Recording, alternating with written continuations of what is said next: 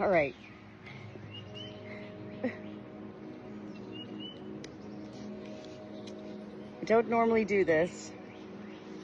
Well, I normally do bury little animals that I find who die. He was just on our driveway, a little baby bird. What I don't normally do is bring my sheep out here with me, but I'm going to. As the Good Shepherd, it is up to me to trust my own instincts, to allow such moments to happen. Going beyond the fence line, sheep aren't like dogs. There's no guarantee, you know, that he won't just leave. But the truth is, whenever you take such an animal to the outskirts of life, a place they're not used to being, they typically do stay with you because they are vulnerable.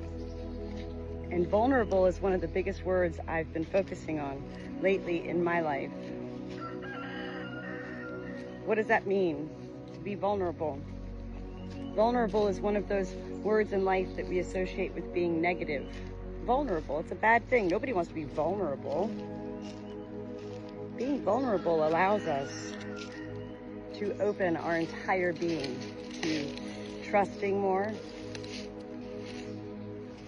which then allows us to see more, embrace more.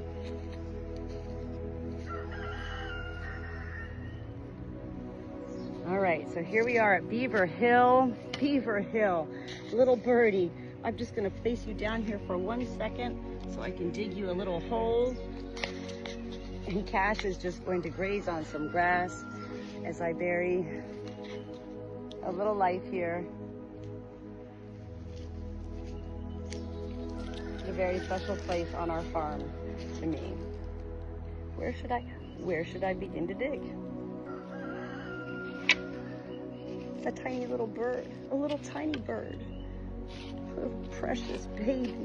Oh, you know, I don't know what happened to it, but I'll tell you this much. You know who showed me this bird? My livestock guardian dogs. They showed it to me. These livestock guardian dogs as well, God, they literally are angels. They're not here to kill. People often ask me about the livestock guardian dogs, you know, do they kill a lot of coyotes? They don't need to kill. And that's not what they're here for. They're not that type of breed of dog. They're not about killing, they're about guarding. How do you say that? Guardian-ing. All right, CJ's gonna join us here as well.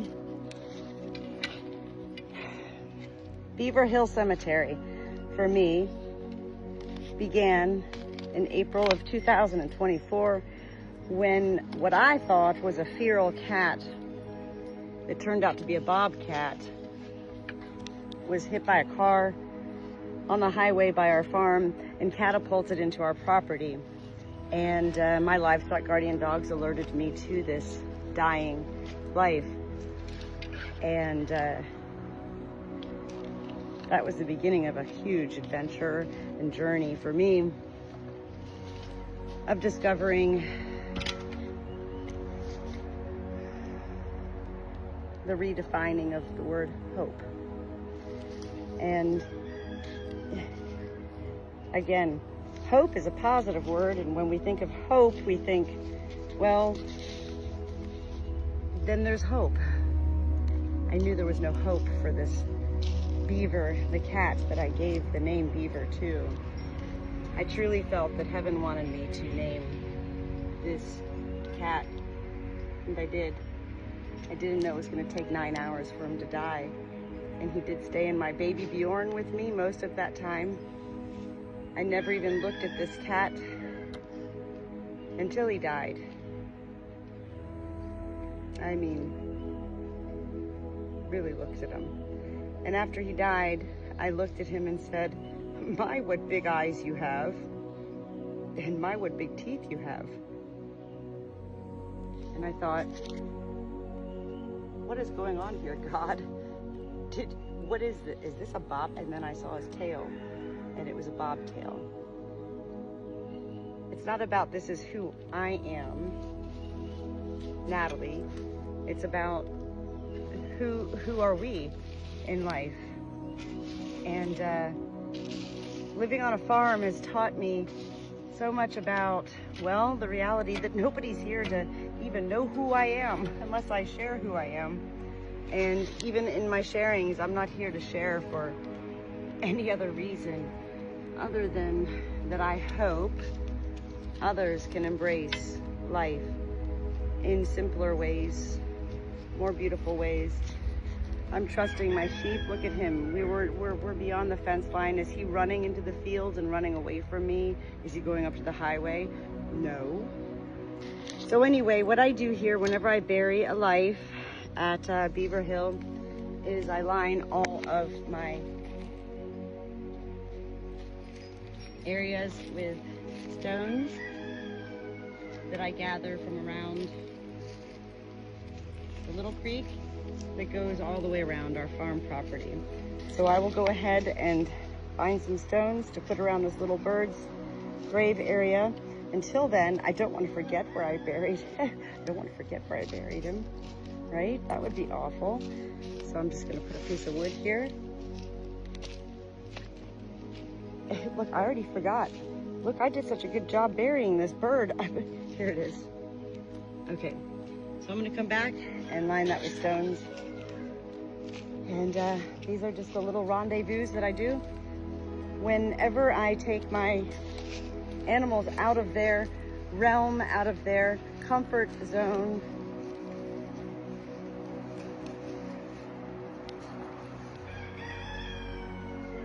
These are the moments that continue to teach and show me as the Good Shepherd. It goes beyond trust. It is about soul, our soul. And that's what I talk about all the time. What is our soul? You can look up the definition of it, but does that even make sense? Our soul is what creates our energy of our being. It's beyond our personality. And it's something that we can't just pretend to have. It's taken me my whole life to learn to control my soul, to know my soul. And this was a beautiful little journey with my sheep Cash, who was also heavily sedated because of bladder stones. He's on his way. Come on, Cash, come meet your girl. Come on. June.